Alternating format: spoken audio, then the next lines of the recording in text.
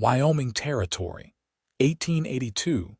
The sun had barely pushed through the clouds when Marigold Avery raised her rifle at the sound of hooves crunching the frost-hardened grass outside her barn. She had not expected company. Not since her husband was buried on the ridge 2 winters ago. Not since the day the lawmen rode out and left her and her 2 children standing in the wind, holding nothing but a folded letter and a bag of her late husband's things. "Stay inside," she whispered to her daughter, Abigail, who stood behind her in the doorway, clutching her little brother's hand. The rider came slow. No badge, no gang, just a lone man, tall in the saddle, coat dusty, hat pulled low. His horse looked hungrier than he did. Marigold stepped down from the porch, rifle steady, her voice clear and cold. "That's close enough." The man pulled his horse to a stop. "Ma'am," he said, voice even. "Name's Montgomery Rhodes, just looking for water, maybe a fence line to mend in exchange for a meal." Marigold's grip tightened. "Plenty of towns south with inns." He nodded slowly. "Pass through 3. None looked kindly on drifters with no coin. Thought I saw a place here with children's laundry on the line. Figured your man might need a hand for the day." "My man is dead." Montgomery didn't flinch. "Then maybe you need one more." She stared him down. His face was lean, eyes the color of smoke, and though he looked like a man who had seen a war or two, he sat his horse with quiet patience. After a long moment, she lowered the rifle. "You can water your horse," she said. "And fix that corner of the chicken fence if you mean to eat anything." Montgomery tipped his hat. "Yes, ma'am." By midday, he had mended the fence, chopped a stack of firewood, and started patching the roof of the woodshed without being asked. Abigail watched him through the window while stirring the soup pot. Her brother Adam chasing the chickens with a stick and laughter that Marigold had not heard in weeks. She had not intended to invite him to supper. But when the sun dipped low and the wind turned sharp, Montgomery stepped off the porch, rubbed his hands together, and said, "Then let me just stay for supper." Marigold hesitated. Then she stepped aside and opened the door.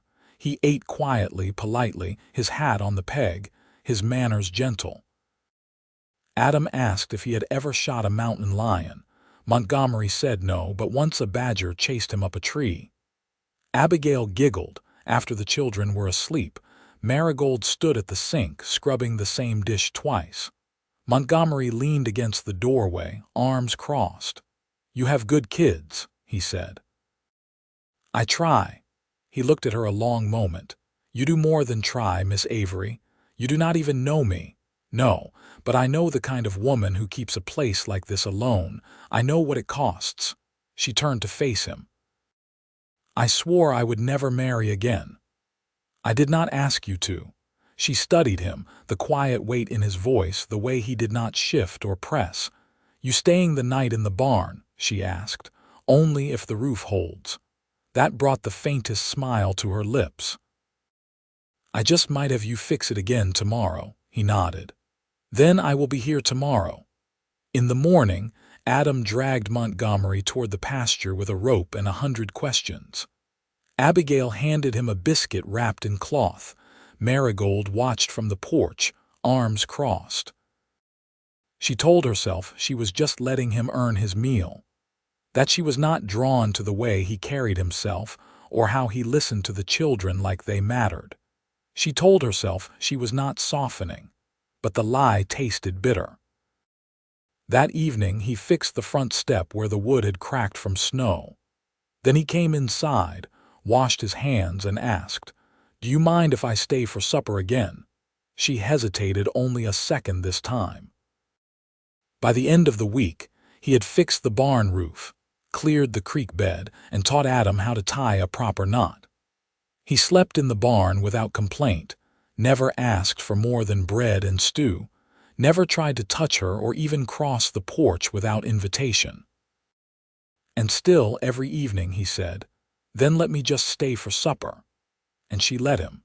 Then one night, after the kids had gone to bed and the fire crackled low, Montgomery sat beside her on the porch swing. "I had a wife once," he said. "Her name was Lydia, died 6 years ago in Missouri. Fever took her before the doctor even made it to the house." Marigold's voice was quiet.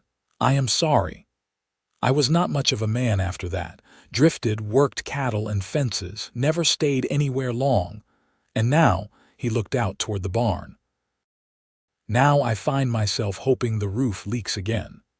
She laughed softly, surprised at herself. The sound caught her off guard. He looked at her then fully and said, "I ain't asking you for anything you are not ready for, but I would like to keep coming to supper. As long as you will have me."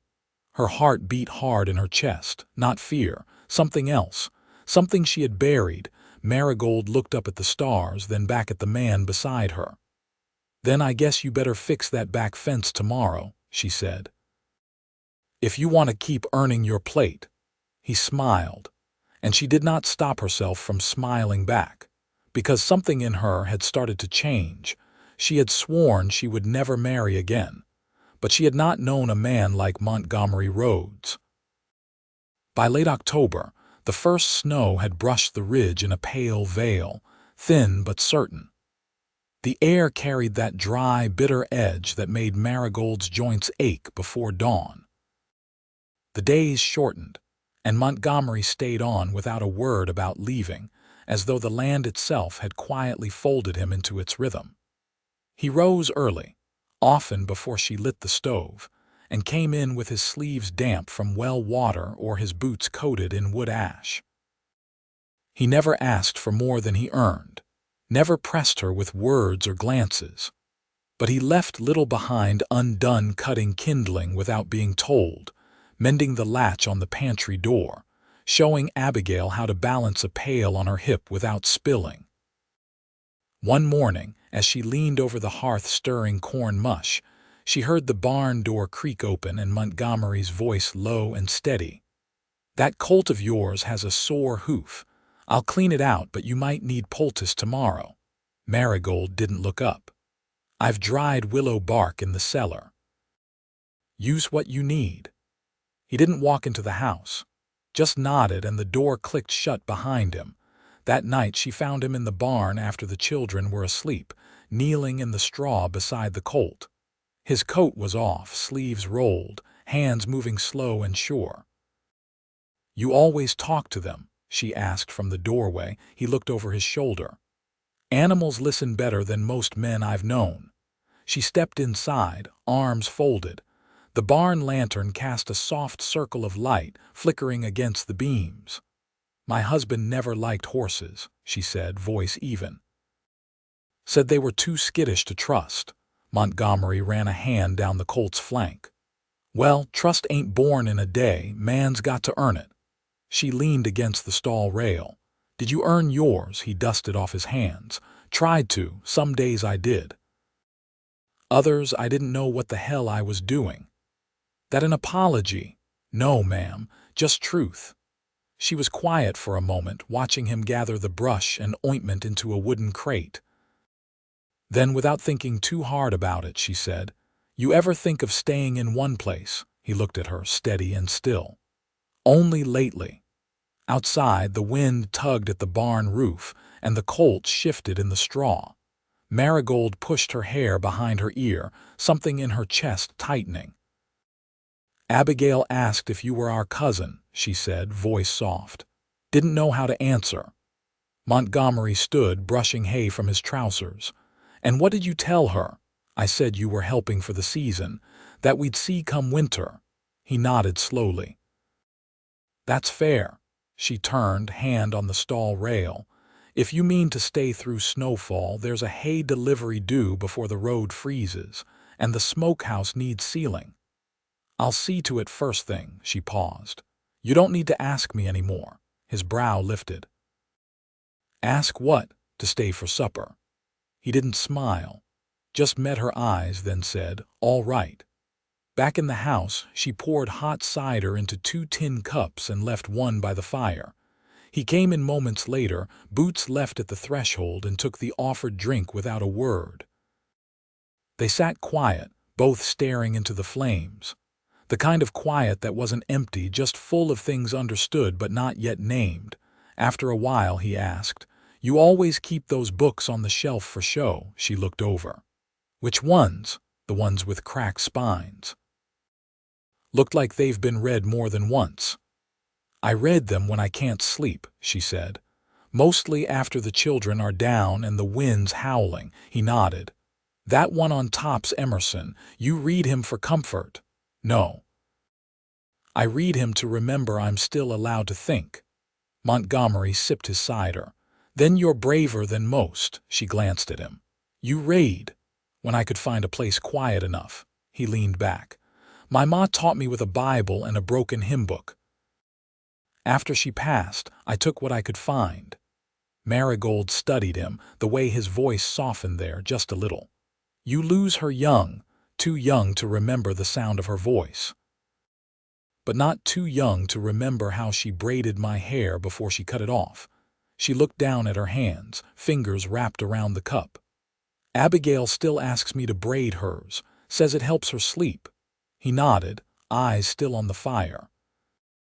"Then you're doing something right." The clock ticked slow above the mantel, and the house settled into the hush it always did after dark. But this time it didn't feel empty, just full and warm and lived in. When he stood, placing his cup in the basin, he turned to her. "I'll be up early," he said. "If that hay's coming, I want the gate cleared." She rose too, walking him to the door. "I'll set bread to rise before dawn." He opened the door, the cold brushing in against the heat. Before he stepped out, he looked down at her, voice low. "I'm not in a hurry." She met his eyes. "Neither am I." And without speaking more, he stepped into the night, and she watched him go, her hand resting on the doorframe a long while after he was gone. The hay wagon arrived just after sunrise, its wheels dragging long grooves through the frozen ruts leading down from the pass. Montgomery met it at the gate, gloves on, coat buttoned to the neck, and exchanged only a few clipped words with the driver before setting to the work of unloading the bales. From the kitchen window, Marigold watched him hoist the weight of each one like it was nothing more than firewood, his breath curling white in the morning air. She didn't call out, didn't offer help. She knew better than to interrupt a man who worked like that, steady and inward. She'd seen it once in her father, before his lungs gave out in the mines. Abigail and Adam sat at the table behind her, eating fried corn mush and honey without fuss. Abigail had taken to brushing her brother's hair in the mornings, as if she'd decided he needed presenting properly now that someone new shared their table at night.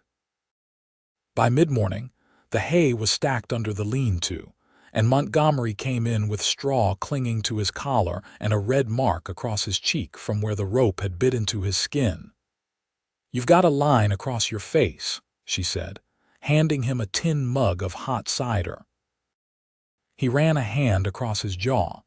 "Guess I lost a race with the bale string." "You win the race if you finish it," she said, then turned back to the stove. He didn't sit, just stood near the hearth, holding the mug close. "There's a bad post near the eastern fence. Looks like something's been rubbing against it. Maybe elk." She nodded. "We'll lose stock if it gives. I'll check the ledger for any spare rails we've got. I'll head out after I change." She hesitated, then said, "Take the rifle." His eyes met hers. "You expecting trouble?" "I'm expecting you not to go out there unarmed." He gave a short nod and left without another word. That afternoon, while Montgomery worked the far fence, Marigold sorted through the root cellar with Abigail, noting the soft spots on the last of the apples, and setting aside the ones too bruised to keep. Her daughter carried herself with a kind of watchfulness now, not anxious, just older. Some shift, slight but noticeable. "Is Mr. Rhodes going to stay till spring?" Abigail asked, not looking up from the basket she was filling. I haven't asked him, Marigold said, reaching for the jar of vinegar. Abigail's fingers hesitated. Do you want him to? Marigold pressed the jar into Abigail's hands. I want what's best for us. But you like when he's here. She didn't answer. The truth of it sat too close to her throat. That evening, Montgomery didn't return until nearly dark.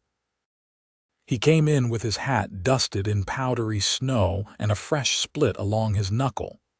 Fence post gave out when I leaned on it, he said, shaking out his coat. Found where something's been bedding. Too big for a deer, too small for a bear. You think it'll come back? Not if it got a scent of me. She poured stew into bowls and set the table without ceremony. When the children were down for the night, she found him in the parlor staring at a half-finished chessboard that had belonged to her late husband. You play? She asked. I know how the pieces move. She pulled the stool across from him. Then let's see if you know how to keep them on the board. They played in silence at first, her fingers moving with slow precision. He played defensively, not cautious, just deliberate. An hour passed before either of them spoke again. You ever think of leaving Wyoming? He asked, not looking up from the game. Once, she said. Right after the war ended, I thought about heading east, but I didn't have the money and my mother was buried here. He nodded. I thought about Texas, then Colorado. Never made it past Cheyenne. Why not? He watched her move her bishop. Ran out of reasons to keep going, she looked up. And now, he leaned back, studying the board. Now I got reasons to stop. The fire snapped. She reached for her queen, then paused. You think you could stay through winter? She asked. If you want me to. I'm not asking because I need the help. I know. She moved her piece. Check, he nodded, eyes on hers now. You're good at this. She set her hand in her lap. I'm good at surviving. He didn't respond right away, then said, So am I. But I'm tired of surviving alone. The wind pressed against the window panes, soft and steady. She rose, crossed the room, and pulled the quilt from the rocking chair. Then, instead of handing it to him, she sat beside him and laid it across both their laps. We've got another storm coming, she said. Then I'll make sure the roof holds. She leaned into him just enough that their shoulders touched. You better, she said, and he didn't move away. The lantern on the porch guttered in the wind. Marigold adjusted the wick and shielded the flame with one hand, her shawl drawn tight around her shoulders. Below the ridge, the first real snow had settled into the hollows, quiet and white and patient. The air smelled like pine and distant wood smoke, the last scent of November before winter tightened its grip. She heard Montgomery's boots before she saw him. He came from the pasture, coat dusted with snow, jaw shadowed with a few days' growth. In his arms he carried a narrow plank and a bag of rusted hinges. Found this in the shed, he said, setting it against the porch rail. Could make a door for the chicken coop, keep the foxes out. They've been bold lately, she said. That rooster's near worn himself hoarse. Montgomery took off his gloves and flexed his fingers. I'll hang it after supper. Not tonight, she said, stepping back to let him inside. You've worked enough daylight for one man. He paused in the doorway. I don't mind. I do. She closed the door behind him. Sit down. Wash up. He didn't argue. Inside, the house held the warmth of a long-simmered stew and the sharpness of pine kindling. Adam had fallen asleep over his slate earlier. A charcoal smudge covered half his cheek. Abigail had tucked a quilt around him and was now bent over the mending basket, threading a needle with slow care. Montgomery washed at the basin. Marigold ladled stew into bowls, setting one at his usual place. The quiet was companionable, not heavy. After supper, she found him in the lean-to, sorting through a box of old tools. The lantern swung above him, casting long shadows. That's my father's hammer, she said. Head's loose, but it still bites.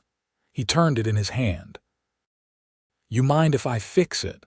I wouldn't have brought it up if I did. He looked at her, then down at the handle. You ever think about selling this place? No, she said.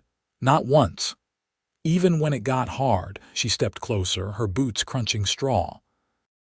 Especially then. I've known men who'd run from less.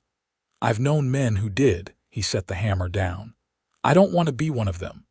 She studied him, the hollows under his eyes, the scar above his knuckle, the way his shoulders never quite lost their readiness. You think you could stay through spring? She asked. I think I could stay beyond it.